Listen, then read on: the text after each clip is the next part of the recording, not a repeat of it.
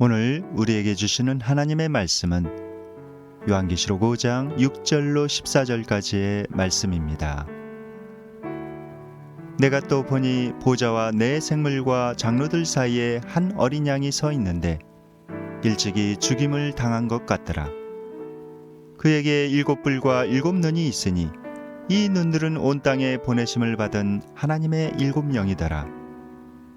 그 어린 양이 나와서 보좌에 앉으신 이의 오른손에서 두루마리를 취하시니라. 그 두루마리를 취하심에 네 생물과 24장로들이 그 어린 양 앞에 엎드려 각각 검은고와 향이 가득한 금 대접을 가졌으니 이 향은 성도의 기도들이라.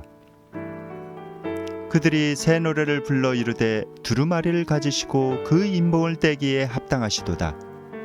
일찍이 죽임을 당하사 각 족속과 방언과 백성과 나라 가운데에서 사람들을 피로 사서 하나님께 드리시고 그들로 우리 하나님 앞에서 나라와 제사장들을 삼으셨으니 그들이 땅에서 왕노릇 하리로다 하더라. 내가 또 보고 들음에 보좌와 생물들과 장로들을 둘러선 많은 천사의 음성이 있으니 그 수가 만만이요 천천이라. 큰 음성으로 이르되 죽임을 당하신 어린 양은 능력과 부와 지혜와 힘과 존귀와 영광과 찬송을 받으시기에 합당하도다 하더라. 내가 또 들으니 하늘 위에와 땅 위에와 땅 아래와 바다 위에와 또 그 가운데 모든 피조물이 이르되 보좌에 앉으신 이와 어린 양에게 찬송과 존귀와 영광과 권능을 세세토록 돌릴지어다 하니 네 생물이 이르되 아멘하고 장로들은 엎드려 경배하더라.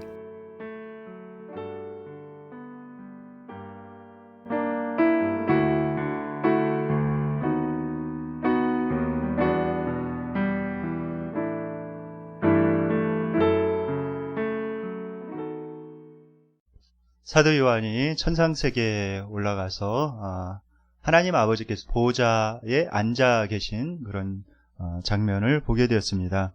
그런데 하나님 아버지의 오른손에는 두루마리가 일곱 인을 친 두루마리가 들려 있었습니다. 그때 힘센 천사 하나가 누가 그 인을 떼기에 합당하냐? 온 우주를 향해서 이렇게 선포를 합니다. 그러자 그 인을 떼기에 합당한 사람이 아무도 없다는 사실을 깨닫고 사도 요한이 큰 소리로 울게 됩니다. 그럴 때 장로 중 한 사람이 이렇게 나와서 울지 말라. 유대지파의 사자 다윗의 뿌리가 이겼으니 그가 그 인을 떼시리라 이렇게 말씀을 합니다. 그리고 나서 이제 오늘 본문 말씀이 시작이 됩니다. 본문 6절 말씀 다 함께 읽겠습니다. 시작. 보좌와 네 생물과 장로들 사이에 한 어린 양이 서 있는데 일찍이 죽임을 당한 것 같더라. 그에게 일곱 뿔과 일곱 눈이 있으니 이 눈들은 온 땅에 보내심을 받은 하나님의 일곱 영이더라. 바로 하나님 아버지의 보좌와 그다음 네 생물과 장로들 사이에 바로 예수님이 보이는 것입니다. 일찍이 죽임을 당한 것 같더라. 그것을 통해서 바로 그분이 예수님임을 우리가 알 수가 있습니다. 그런데 예수님을 이렇게 묘사하는데 예수님께서 일곱 뿔과 일곱 눈을 가지셨다 이렇게 말씀하고 있어요. 그런데 문자적으로 이렇게 해석을 하자면은 이거 참 굉장히 특이한 그런 모습으로 이렇게 볼 수가 있죠. 그런데 여기에 상징적으로 이렇게 표현을 하고 있는 것입니다. 뿔은 무엇을 상징하는지 아십니까? 뿔은 권세와 권능을 상징합니다. 그리고 요한계시록을 이해하려면은 그 숫자가 뭘 상징하는지 여러분들 잘 알아야 된다고 말씀드렸죠. 7은 뭘 상징하나요? 7은 완전수라고 그랬죠. 완전수. 그러니까 일곱 뿔은 뭘 이야기하는 거예요? 무엇을 이야기하는 것입니까? 그것은 완전한 권세, 완전한 권능을 가지고 있다라고 이렇게 볼 수가 있습니다. 예수님께서도 이렇게 말씀하시죠. 하늘과 땅의 모든 권세를 내게 주셨으니 이렇게 말씀하셨습니다. 그러니까 하나님 아버지께서 그의 아들 예수님에게 하늘과 땅의 모든 권세를 주셨다는 거예요. 그러니까 예수님이 가지신 권세는 완벽한 그런 권세다. 이렇게 우리가 해석할 수가 있습니다. 또 7눈이 나오는데 예수님께서 7눈이 이렇게 붙었다는 그런 이야기가 아니고 7 역시 완전수라고 이야기를 하고 있죠. 여기 보면은 바로 해석하고 있죠. 그렇게 우리가 볼까봐 바로 7눈은 무엇을 의미하는지 오늘 본문 6절에 보면은 바로 해석을 해놓고 있습니다. 이 7눈은 바로 온 땅에 보내심을 받은 하나님의 7영이더라 이렇게 말씀하고 있죠. 하나님의 7영, 7이라는 것은 완전수라고 그랬죠. 완전한 영, 곧 성령님을 의미합니다. 그러니까 성령님께서 온 땅을 두루 다니시면서 살펴보시고 또 예수님의 뜻이, 하나님 아버지의 뜻이 이 땅에 이루어지도록 역사하고 계시는 것입니다. 그런데 예수님께서 이 두루마리를 하나님 아버지로부터 받았을 때 천상의 그 네 생물과 24 장로들이 나와서 이렇게 엎드려서 예수님께 경배합니다. 그러니까 예수님께서 하나님이시라는 것을 알 수가 있죠. 그들이 경배를 하는 거예요. 그런데 그냥 경배를 하는 것이 아니라 손에 뭔가를 들고 와서 엎드려서 이렇게 경배합니다. 그것이 무엇입니까? 오늘 본문에 보면은 오늘 본문 8절에 보면은 그것이 무엇인지 이렇게 나와 있습니다. 다 함께 읽겠습니다. 시작. 그 두루마리를 취하심에 네 생물과 24 장로들이 그 어린 양 앞에 엎드려 각각 검은 거와 향이 가득한 금 대접을 가졌으니 이 향은 성도의 기도들이라. 네. 그들이 들고 있었던 것은 뭔가, 그것은 검은 고를 들고 있었다 이렇게 이야기를 하고 있습니다. 검은 고를 들고 있었고 또 향이 가득한 금대접을 들고 있었다 이렇게 기록이 되어 있죠. 그런데 여러분들 퀴즈 하나를 이렇게 내겠습니다. 검은 고는 누가 들고 있었을까요? 그리고 향이 가득한 금대접은 누가 들고 있었을 것 같습니까? 오늘 우리나라 말로 한글로 이렇게 기록된 번역이 된 그런 말씀을 보면은 그것이 분명하지가 않습니다. 그래서 누가 이거를 들고 있었을까? 검은 구는 이 천상의 네 생물이 들고 있었는가? 그리고 금대접은 장로님들이 들고 있었나? 이렇게 우리가 해석하기가 쉽습니다. 그런데 헬라어 원문에 보면은 누가 그것을 들고 있었는지 이렇게 바로 확인을 할 수가 있습니다. 그 헬라어의 원어에 보면은 금대접을 가졌으니 이렇게 기록을 하고 있는데 가졌다라는 그런 단어가 에콘테스입니다. 그런데 이 에콘테스라는 단어가 분사 형태인데 남성 복수 분사 형태를 이렇게 띠고 있습니다. 그런데 네 생물은 중성으로 이렇게 지칭을 했어요. 타라는 그런 걸로 해서 그 중성으로 지칭을 했습니다. 그럼 남성 복수는 누구를 의미하냐면은 바로 24 장로들을 의미하고 있습니다. 그러니까 24 장로들이 검은 구도 들고 있고 그 다음에 그 금대접도 향이 가득한 금대접도 24 장로들이 이렇게 들고 있어서 그들이 그것을 가진 채로 하나님 앞에 엎드려서 경배를 드리고 있는 그런 장면을 우리가 볼 수가 있습니다. 그런데 우리가 우리나라 말로는 이 검은구라고 이렇게 번역이 되어 있는데 원래 키다란이라고 헬라어로는 이렇게 기록이 되어 있습니다. 그런데 이 키다란이라는 그 악기는 약 10줄 내지 12줄 정도의 현이 있어요. 현이 이렇게 딱 되어 있고 보통 이 시편에 보면은 다윗이 많은 시편을 쓰지 않았습니까? 그 시편이 다 노래거든요. 악보가 내려오지 않아서 지금 그 노래가 전달이 되어 있지 않는데 다 노래입니다. 근데 그 시편을 부르면서 이렇게 그런 악기라고 그래요. 근데 이 악기는 검은구처럼, 검은구는 좀 어두운 소리를 내잖아요. 좀 어두운 소리를 내는데 이 키다란이라는 이 악기는 밝은 소리를 이렇게 내는 그런 악기라고 합니다. 밝은 분위기에서 하나님 앞에 예배드리고 있어요. 영어 성경 NIV에는 이 악기를 그냥 하프라고 이렇게 번역하고 있습니다.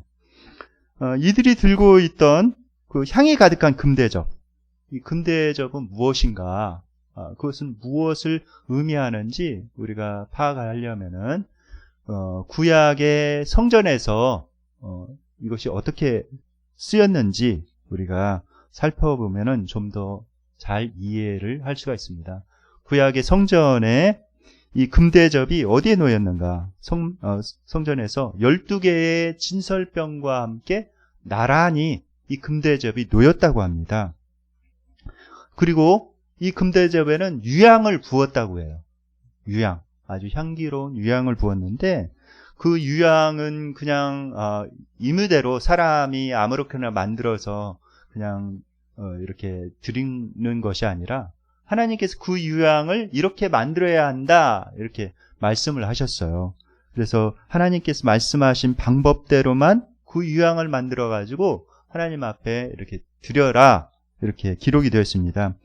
출애굽기 30장에 보면은 그것을 만드는 방법을 자세히 지시하고 있습니다. 그리고 이렇게 말씀하세요. 한번 37절 말씀 읽어볼까요? 예, 시작. 내가 여호와를 위하여 만들 향은 거룩한 것이니 너희를 위하여는 그 방법대로 만들지 말라. 네, 하나님께서 이 향을 만드는 방법 그거를 이렇게 말씀하시면서 이것은 굉장히 거룩한 향이다. 따로 이렇게 구분된 것이다. 그렇기 때문에 너희들이 그냥 너희가 맡으려고 이런 방법에 따라서 이걸 만들어서는 안 된다. 이렇게 하나님께서 지시를 내리고 있습니다. 왜 그렇게 지시를 내렸을까요?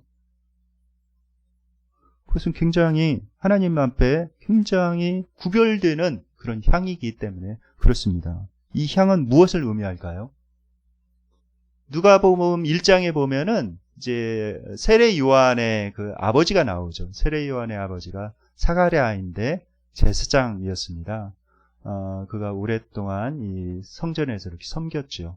그런데 이 사가랴가 들어가서 하나님 앞에 분향하는 그런 장면이 나옵니다. 누가복음 1장 9절 10절에 이렇게 나와 있는데 한번 읽어볼까요? 예, 시작. 제사장의 전례를 따라 제비를 뽑아 주의 성전에 들어가 분향하고 모든 백성은 그 분향하는 시간에 밖에서 기도하더니. 네. 이제 사가랴가 성전에 들어가서 하나님 앞에 이렇게 분향해서 이렇게 올려드리는 게 향을 피워서 올려드리는 것입니다. 그러자 거기에 밖에 있던 사람들이 백성들이 하나님 앞에 기도하는 거예요. 그러니까는 이 향이 하나님 앞에 이렇게 올라갈 때에 기도하기에 좋은 시간으로 그들이 여겼던 것입니다. 그래서 이 금대접에 담긴 그 가득한 그 향은 무엇을 의미하는가? 그것은 바로 성도들의 기도를 의미한다라고 오늘 요한계시록 5장 8절에 보면은 이렇게 해석하고 있습니다. 성도들의 기도라는 것이죠. 그런데 이 성도들의 기도를 왜 금대접에 이렇게 담았을까요? 여기 보면 제가 금대접을 하나 이렇게 넣어놨는데 정말 아름다운 대접이죠.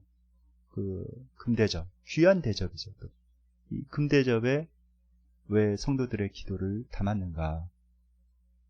그것은 굉장히 하나님 앞에 그것이 아름다운 선물이라는 거예요. 그리고 하나님 앞에 구별된 성물이라는 것입니다. 그래서 아무 그릇에 이렇게 담아서 드릴 수가 없다는 거예요. 가장 귀한 그릇, 금대접에 이렇게 드릴 수밖에 없다는 것입니다. 그것이 너무나도 하나님 앞에 귀한 것이기 때문에 그렇게 구별해서 담아서 드린다는 거예요. 우리의 기도가 하나님 앞에 드려지는 우리의 기도가 하나님 앞에는 그렇게 귀한 것입니다.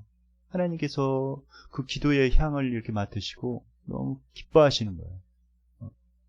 너무 기뻐하시고 좋아하시는 것입니다. 행복해 하시는 것입니다. 제가 그 적어도 일주일에 한 번 이상씩은 부모님께 이렇게 전화를 드려야 되겠다 해서 한 번 이상씩 이렇게 전화를 드립니다. 전화를 드리면은 꼭 그 전화 이제 마지막에 끊으시면서 꼭 그렇게 말씀하세요. 저희 어머님이 꼭 그렇게 말씀하십니다. 전화해줘서 고맙다 이렇게 말씀을 하세요.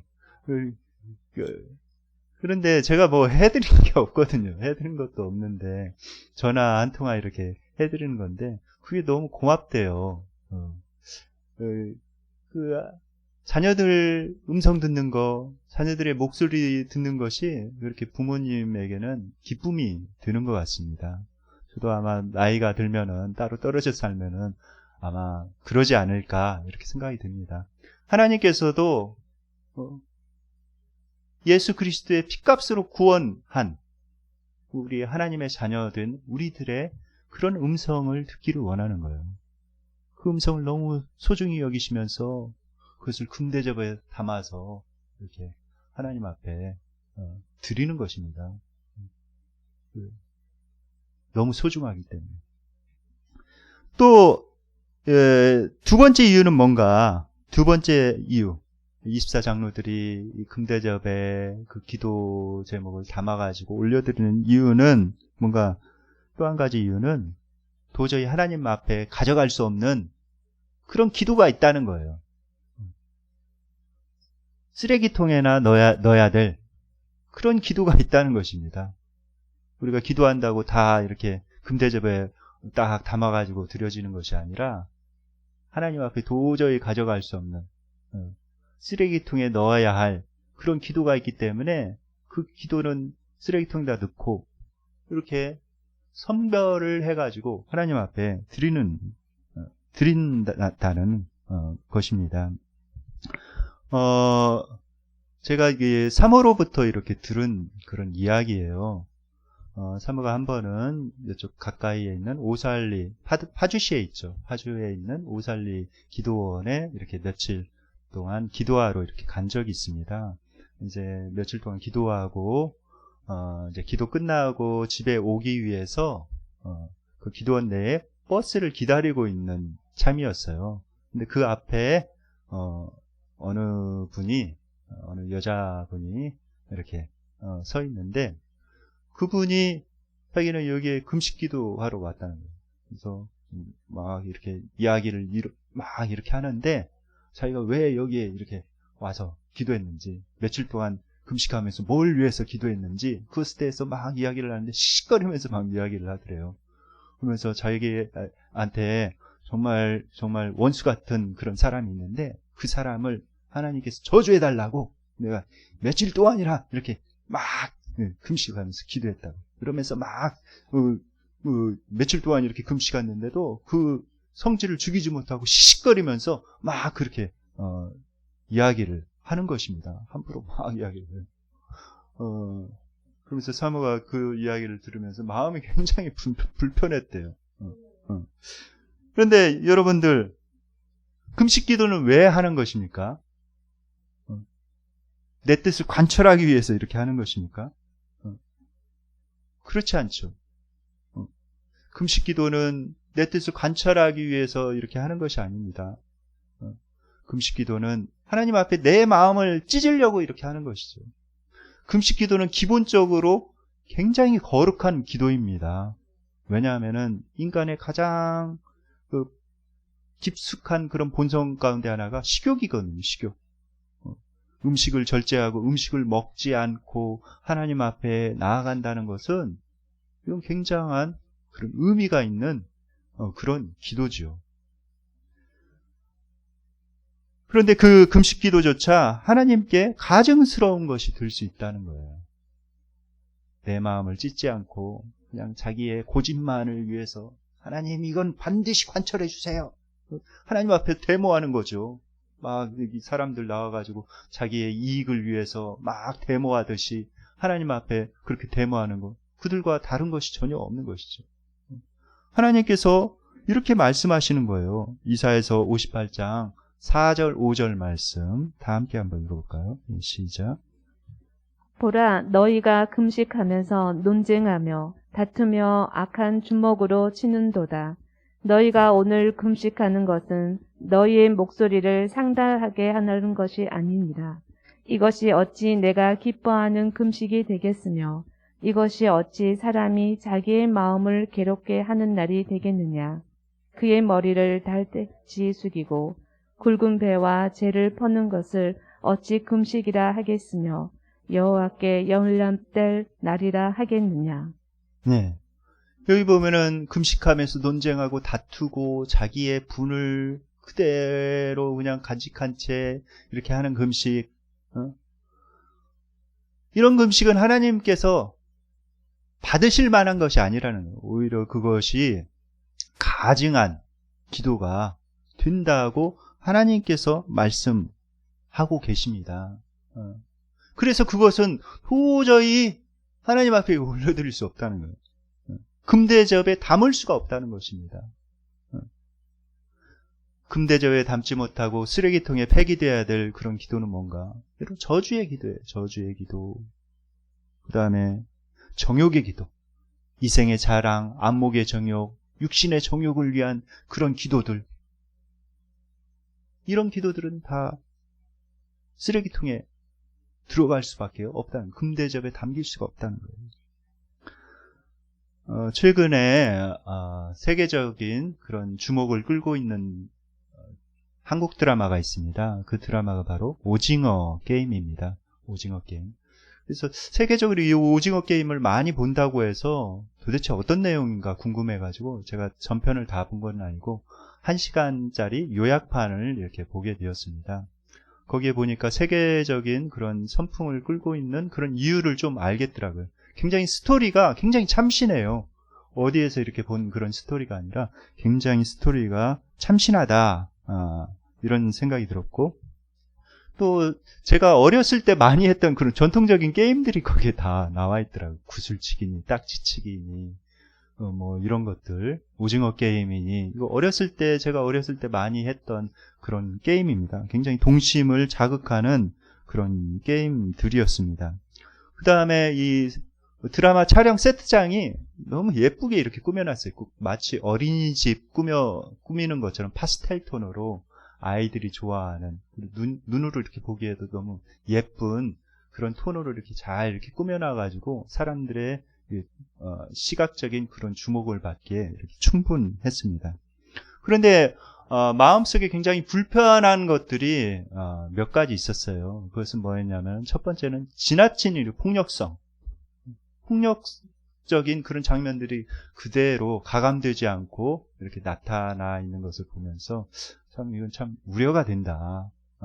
특별히 이렇게 청소년이나 어린 아이들이 이걸 본다면은 좀 정서적으로 안 좋은 영향을 끼칠 수 있겠다라는 그런 우려가 되었고, 또 한 가지는 뭐냐면은 선전적인 그런 장면들이 이렇게 나오는 것을 보았습니다. 선전적인 장면들이 나오고, 그 다음에 제가 이제 크리스찬으로서 그걸 보면서 마음을 불편하게 하는 그런 장면들이 나왔어요. 그것은 뭐냐면은 다른 종교에 대해서는 이렇게 별로 거기 오징어 게임에서 별로 언급을 안 하는데, 오징어 게임에서 다른 종교와 달리 유독 기독교에 대해서 부정적으로 이렇게 묘사하고 있는 그런 장면들을 이렇게 보았습니다. 거기에 나와 있는 기독교인들은 전부 정상이 아니었어요. 자기가 살기 위해서, 또 게임에 이기고 다른 사람을 죽고 자기는 살기 위해서 막 시도 때도 없이 막 기도하는, 굉장히 제가 보기에는 주술적으로밖에 이렇게 보이지 않는 것처럼 이렇게 기도하는 그 사람들의 모습, 또 비정상적인 그런 이기적인 그런 기독교인들의 모습을 거기에서 이렇게 그려놨더라고요. 당연히 예수님 믿는 사람으로서 그걸 보니까 마음이 불편하죠. 편하지가 않죠. 그런데 거기에서 던져주는 그런 메시지가 있었어요. 그것은 뭐냐면은, 세상이 교회를 향해서 말을 걸어오고 있는 것입니다. 내가 보기에 예수님 믿는다고 하는데, 교회 다닌다고 하는데 이렇게 보인다. 굉장히 이기적이고 굉장히 주술적인 것 같고 기복적이고 자기 자신만을 위한 그런 기도, 이기적인 기도, 그 다음에 주술적이고, 그 다음에 희생과 사랑은 없는 그런 이기적인 모습으로 너희들이 이렇게 보이는데 예수 똑바로 믿고 있는 것이냐? 이렇게 세상이 크리스찬들을 향해서 질문을 던지고 있는 거예요.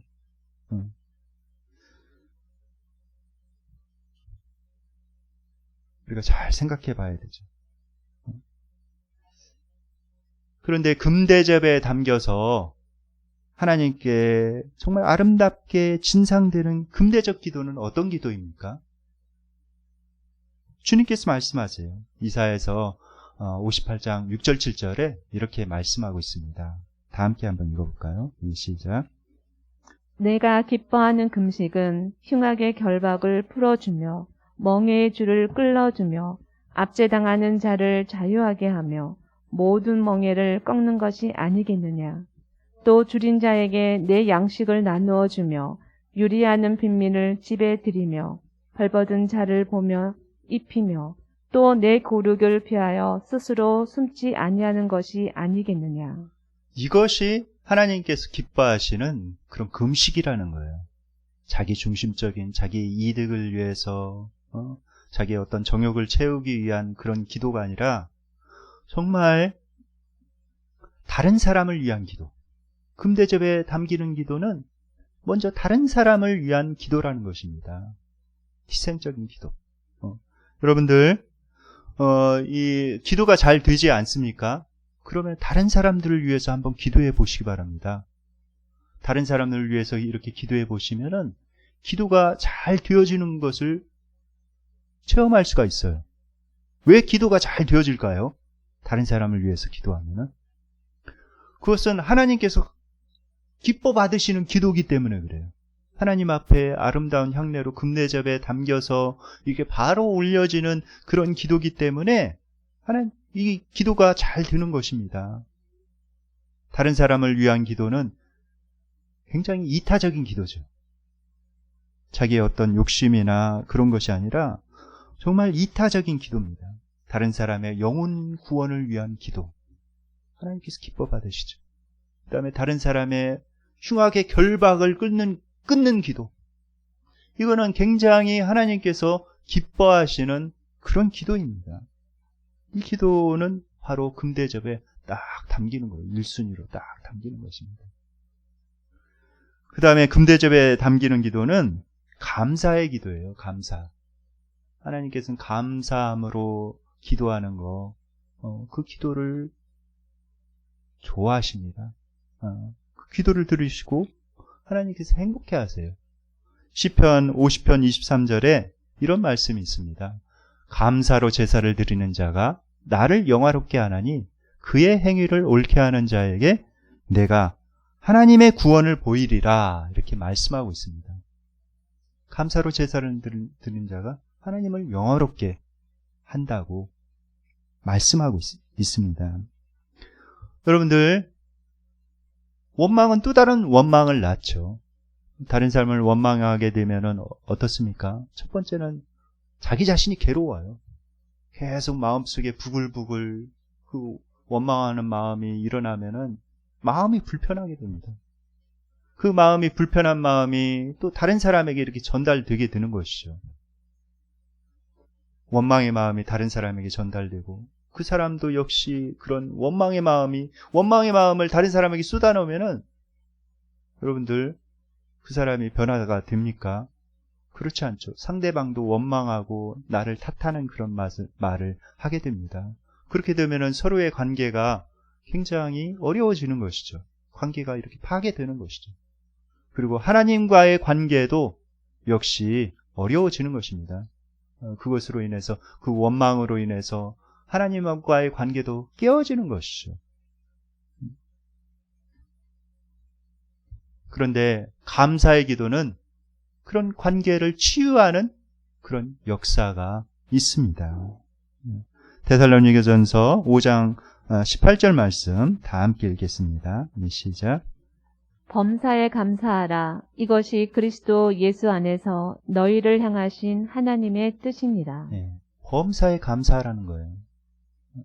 우리가 생각해 보면은 참 감사한 게 너무나도 많아요.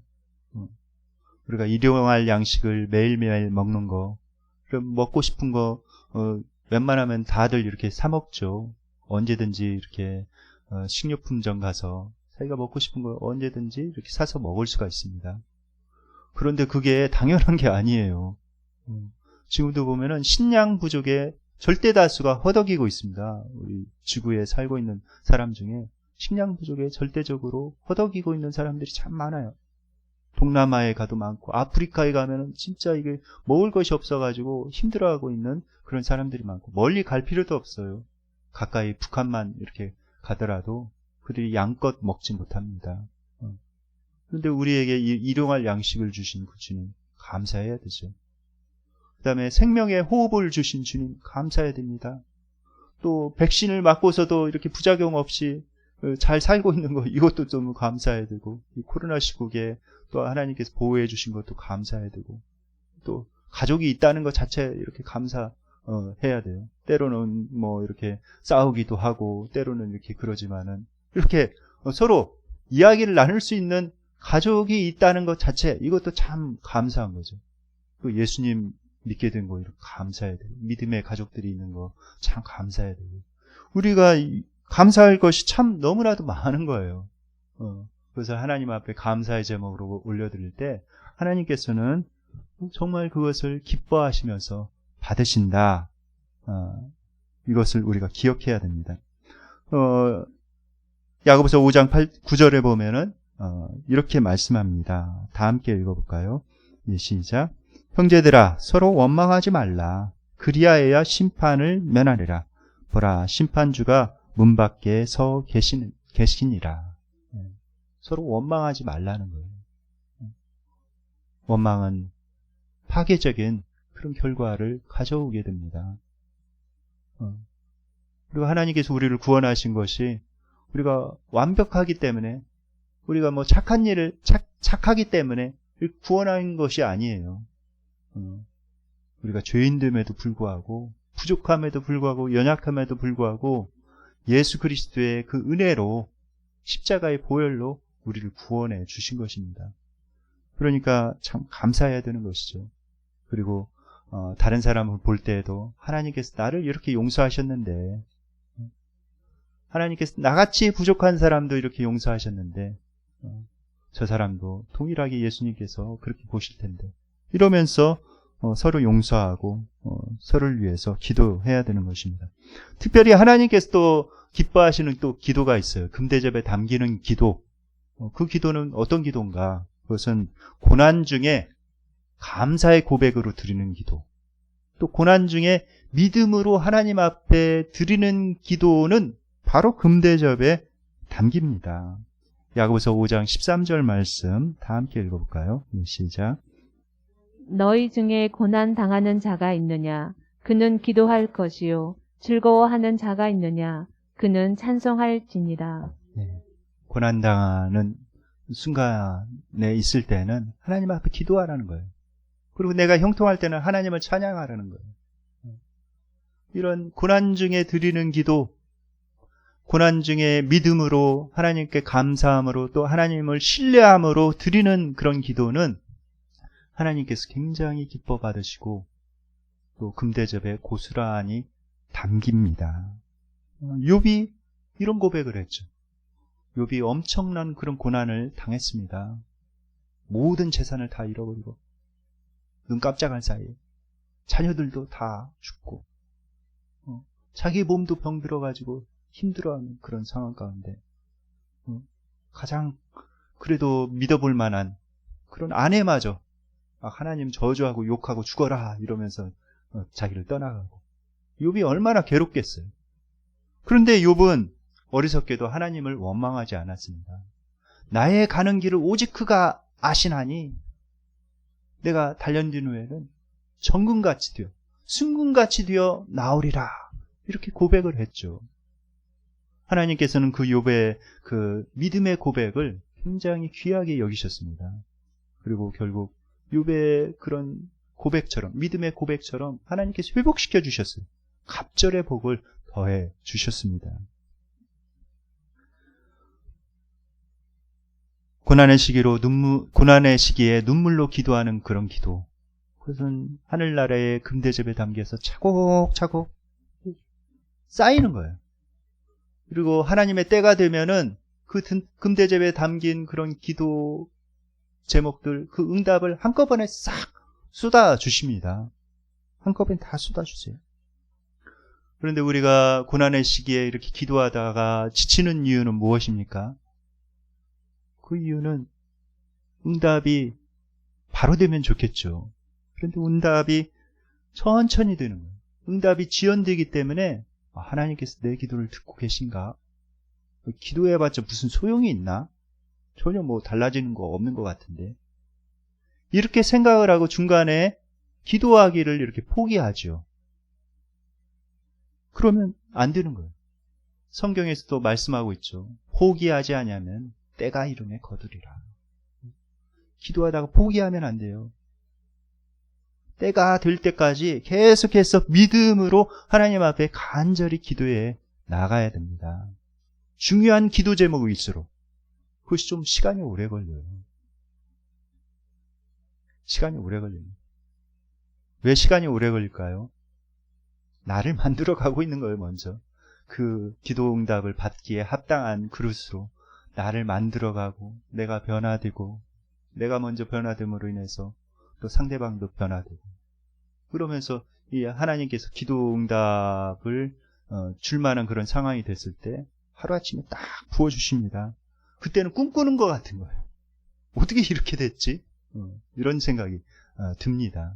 제가 이 말씀을 준비하면서 제가 30여 년 전에 예수님 믿고 가족을 위해서 이렇게 기도 제목을 정리해가지고, 저희 가족이 꽤 많은데 그 가족의 기도 제목, 그 가족 한 명 한 명 이렇게 기도 제목을 다 이렇게 적어가지고 했던 그런 기도 노트가 있어요. 지금도 그 기도 노트를 제가 소중하게 보관하고 있습니다. 지금 색깔이 누렇게 이렇게 변했더라고요.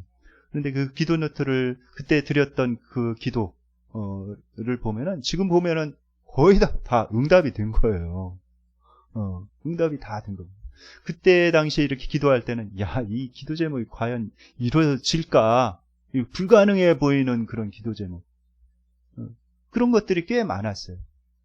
가족들의 그런 가족의 문제, 경제적인 문제, 여러 가지 삶의 문제들, 엄청난 그런 문제들, 도저히 해결되지 않을 것 같은 그런 문제들이 산적해 있었는데, 그런데 지금 와서 이렇게 보니까 다 그 문제가 해결되어 있는 것입니다. 얼마나 감사한지 몰라요. 시편 126편 5절 6절에 보면은 이렇게 말씀하고 계십니다. 다 함께 읽어볼까요? 시작.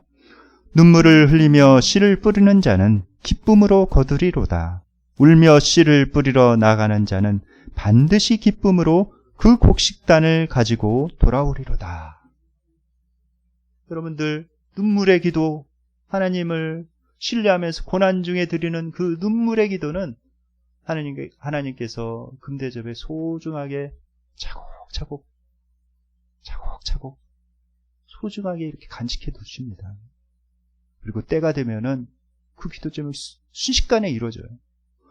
저도 깜짝 놀랐어요. 우리 가족의 구원 역사가, 놀라운 그런 사건들, 알코올 중독 내용 주님께 돌아오고 막 그러면서 일어나는 그 놀라운 그 하나님의 능력과 막 그 고향에 이렇게 가보면 하나님께서 거기서 확 거기를 딱 보고 계시고 거기에 완전히 하나님께서 임재하신 것을 느꼈어요. 진짜 정말 꿈꾸는 것 같더라고요. 그게 순식간에 딱 이루어지는 걸 이렇게 보면서 때가 되니까, 와, 이거 정말 그렇게 됐나? 그럼 그 소식을 들었을 때 그런 마음이 들고, 가서 확인해 보면서, 와, 진짜 꿈꾸는 것 같다라는 말이 그런 말이구나. 시편 126편을 쓴 시편 기자가 쓴 말이 그런 말이구나 하는 것을 알게 되었습니다. 하나님께서 그렇게 응답해 주시는 거예요. 또 금대접에 담기는 기도는 어떤 기도인가? 그건 찬양의 기도입니다. 찬양의 기도예요. 오늘 본문에 보면은 9절 10절에 보면은 내 생물과 천상의 내 생물과 24 장로들이 하나님을 찬양하는 그런 장면이 나와요. 그 다음에 11, 12절에 보면은 천사들이 이제 나와가지고 하나님과 또 어린 양, 예수님을 찬양하는 그런 장면이 나옵니다. 그 다음 후에는 13절에 보면 모든 피조물들, 하나님께서 지으신 모든 피조물들이 나와가지고 하나님 앞에 찬송과 영광과 존귀와 영광을 받으시기에 합당하신 분이십니다 하면서 하나님의 이름을 막 이렇게 높여드리고 있는 그런 장면이 나오고 있습니다. 근데 여러분들, 기도의 꽃은 무엇인가? 그것은 찬양입니다. 찬양. 하나님의 어떠하심을 높여드리고 하나님 앞에 영광을 올려드리는 것. 그거는 기도의 꽃이에요. 하나님께서 우리를 지으신 목적 자체가 하나님 앞에 찬송을 올려드리기 위해서, 하나님 앞에 영광을 올려드리기 위해서 우리를 만드셨습니다. 그렇기 때문에 이렇게 하나님을 찬양하고 기도할 때 하나님께서 제일 기뻐하시는 거예요. 우리가 하나님을 찬양하며 또 기쁨으로 하나님 앞에 기도해야 되는 그런 이유는 무엇입니까? 오늘 본문에 보면 9절 10절에 그 이유가 나와 있습니다. 다 함께 한번 읽어볼까요? 시작. 그들이 새 노래를 불러 이르되 두루마리를 가지시고 그 인봉을 떼기에 합당하시도다. 일찍이 죽임을 당하사 각 족속과 방언과 백성과 나라 가운데서 사람들을 피로 사서 하나님께 드리시고 그들로 우리 하나님 앞에서 나라와 제사장들을 삼으셨으니 그들이 땅에서 왕노릇 하리로다 하더라. 왜 우리는 하나님을 찬양하고 하나님을 경배해야 되는가? 첫 번째는 하나님께서 우리를 창조하셨다는 거예요. 피조물로서 당연히 하나님을 찬양해야 되죠. 두 번째 이유가 진짜 중요한데, 두 번째 이유는 우리가 죄로 인해서 지옥으로 떨어질 수밖에 없는데, 심판받아서. 그런데 예수님께서 우리를 구원하실 때 그냥 돈 몇 푼 주고 이렇게 주머니에서 몇 푼 이렇게 꺼내가지고 주고 나를 이렇게 사서 구원하신 것이 아니라 자기 목숨을 내놓으신 거예요. 자기 심장을 딱 꺼내가지고 딱 내놓으신 것입니다. 이러니 우리가 하나님 앞에 감사하지 않을 수가 없는 것이죠. 그 사랑을 안다면은. 그리고 그렇게 구원해 주신 것만 해도 감사한데, 그렇게 구원해 주셔가지고 우리를 노예 삼으셔도 너무 감사한 일인데, 우리를 노예 삼으신 것이 아니라 오늘 본문에 보면은 뭘 삼으셨다고요? 나라와 제사장으로 삼으셨다는 거예요. 나라와 제사장으로. 그 다음에 왕노릇 하도록 우리를 그렇게 구원하셔가지고 왕같은 제사장으로 우리를 삼아주셨다는 것입니다. 하나님의 자녀로. 이러니 정말 하나님을 찬양할 수밖에 없는 것이죠. 얼마나 감사한 일이에요. 여러분들은 어떤 기도를 드리고 계십니까? 쓰레기통에 담기는 기도를 하고 계십니까? 아니면은 금대접에, 아름다운 금대접에 이렇게 담겨서 하나님 앞에 아름다운 향내로 드려지는 그런 금대접 기도를 드리고 계십니까? 금대접 기도는 감사의 기도입니다. 감사함을 하나님 앞에 드리는 기도예요. 금대접 기도는 다른 사람을 위해서 기도하는 중보기도, 이타적인 그런 기도입니다. 금대접 기도는 또 어떤 기도인가? 고난 중에도 믿음으로 인내하면서 하나님 앞에 드리는 그런 기도입니다. 그리고 금대접 기도는 바로 찬양의 기도입니다. 원하기는 저와 여러분이 정말 이 금대접의 아름다운 향기로 하나님 앞에 드려지는 그런 아름다운 기도를 드려서 하나님을 기쁘시게 하고 또 하늘의 그런 응답을 체험하는 그런 삶을 살기를 예수님의 이름으로 축원드립니다. 이제 말씀을 묵상하면서 하나님 앞에 기도하는 시간을 갖도록 하겠습니다.